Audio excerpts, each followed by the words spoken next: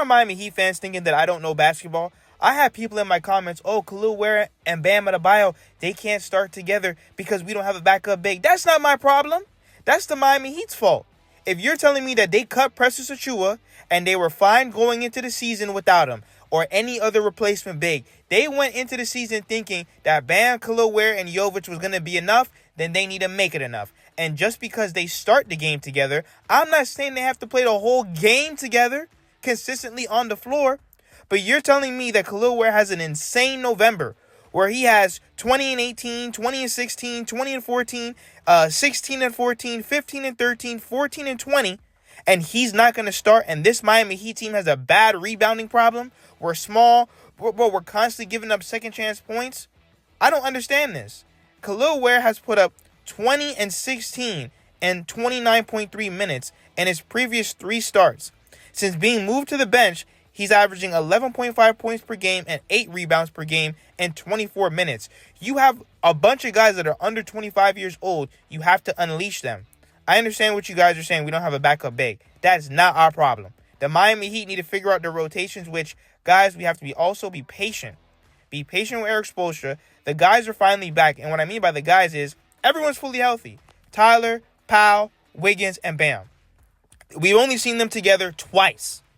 I understand when it comes to the starting lineup, everyone has their own opinions, which we'll get into that. But when it comes to the starting lineup, Bam and Ware needs to start. Especially when Bam's already made it clear he doesn't want to play the 5, and I don't blame him. We have a 7-foot monster, and Spo wants to hold him out of the game. For what? Especially in that last game with the Pistons. Why is Ware not in the last few minutes of the game where he can block shots and get rebounds? It just makes no sense to me whatsoever. Coach Spo on the Miami Heat giving up a lot of paint points. We need to be better on the ball. Last night in the pick and roll, they're calling up different actions, but at some point it becomes a competitive spirit on the ball to handle your business. And that's when it comes to Tyler Herro. Now let me know in the comments, what should the starting lineup be? I think it should honestly be right now, Davion, Tyler, Wiggins, Bam, Ware. The Miami Heat are not going to make Norman Powell come off the bench, but that's what I would do. Davion Mitchell's been solid. He's pushing the pace. He has the best assist-to-turnover ratio in the NBA. How could you move an engine like that when he's the point guard? He's facilitating. He's actually playing a lot better offensively than I think anyone would think. Norman Powell, he's been a 6-man his whole career for the most part. This is really the first time where he's getting a major starting role outside of last year. So Norman's used to coming off the bench. And let's be realistic, guys. The Miami Heat are not going to send Tyler Herro or Wiggins to the bench. They're not doing that. So we can get past it. Now, when it comes to Tyler Herro defensively, they got to work something out. Obviously, Tyler Herro will never be this elite lockdown defender, and I don't need him to be. But I'm going to really need him to bust his ass on the defensive end because these teams are gunning for him. They're hunting for him. They're looking for him on every single possession. They want him in the switch, and something needs to be done about that. But when you have Wiggins, Bam, Ware, and Davion, you're putting 4 elite defenders around him. That's what I would do. Then you have Norman coming off the bench, especially when you have Jaime who can do the driving kick. You have Jovic where he's been struggling, but you have another facilitator out there. I think that you have to give the Miami Heat some time to really tinker with the roster, but I think they're going to roll out eventually. Tyler, Davion, Wiggins, Bam, Ware. I don't like the small ball foolishness. It never works. The areas that you need to clean up there. Yeah, we need to, be better on the ball for sure. Last night, there were some pick and rolls they're calling up, different actions, but at some point it becomes a competitive spirit on the ball to handle your business, and then our weak side has to be extremely active. This league is not easy to defend. The talent, the skill, the three-point spacing, all of that. And it really does require, when you hear that saying, 5 guys on a string, it is true, more than ever. And we didn't have that activity until that last, like I said, there was that segment there in the second quarter where we were pretty active. And then the last 4 or 5 minutes, extremely active. That's been our personality, more often than not, this season. And when we've done it, and been active like that, we've had a reasonable, job of protecting. Now, let me know what you guys think about what Eric Spoelstra said. Do you think he's throwing shots at Tyler Herro? Because Tyler Herro has to do a better job guarding his yard. Now, Jaime Jaquez Jr., he talks about his groin injury. He said, I'm feeling a lot better. Got a good day of rest, rehab yesterday, so I'm feeling a lot better, which he should be available for the Clippers game, which you could really tell that we missed him. His drive and kick, his pace, him attacking the rim, getting to the free throw line, all those things are very important. Better.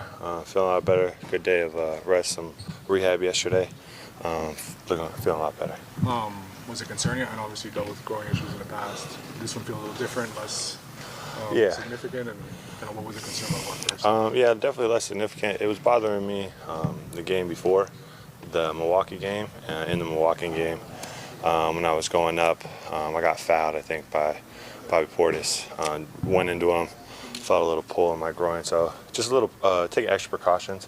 But I do so much, a lot of work every single day with our trainers, so I think all that work made it so it wasn't as... Jaime has definitely made his case for most improved and sixth man of the year. But Kasparas Yakachonis, I warned you guys, in his last 4 G League games, 25-9-6, 18-5-7, 15-4-6, 15-4-8. He's been dominating the G League.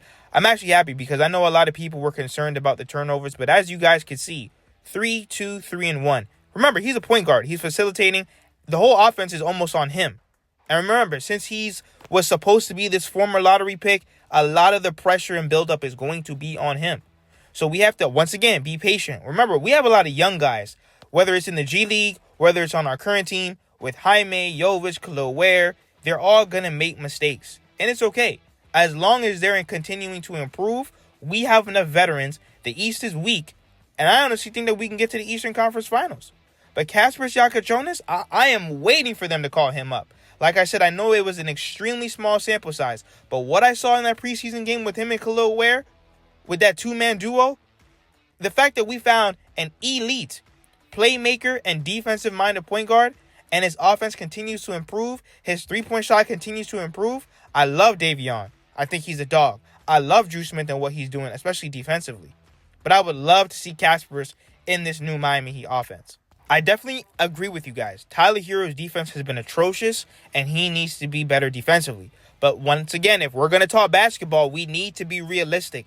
The Miami Heat are not trading Tyler Herro, and they're not going to have Andrew Wiggins come off the bench. I don't see it. So if you're not going to say that, it doesn't make sense. You're in the comments, trade Tyler and do all these different things. It's not happening. Same thing with Norman Powell. I don't see Norman Powell. I don't see them sending him off the bench. How are they going to put him on the bench and he's averaging 25? So right now, Tyler Herro, Norman Powell, and Andrew Wiggins in their last 3 games. Tyler Herro, 25.7 points per game. Powell, 23 points per game. And Wiggins, 19.7 points per game. Tyler Herro, he's been electric, even though he's on 100%, and he's made that clear. Powell, he struggled a little bit, but he continues to lead this Miami Heat team. And Wiggins, he's one of the best two-way players in the game. And same thing with Kelel Ware and Bam Adebayo. I'm going to need Bam to step up a little bit more. Getting to the free throw line, exposing the mismatches, taking these bigs off the dribble. I need Kelel Ware to start. It takes a lot of pressure off of Bam not to have to rebound and cover defensively so much. I think the Miami Heat were great. I think we're in a great position. I don't really see us making any major trades right now. We've only had 2 games with our main 4 guys together, and it comes down to them being patient and finding the right rotations.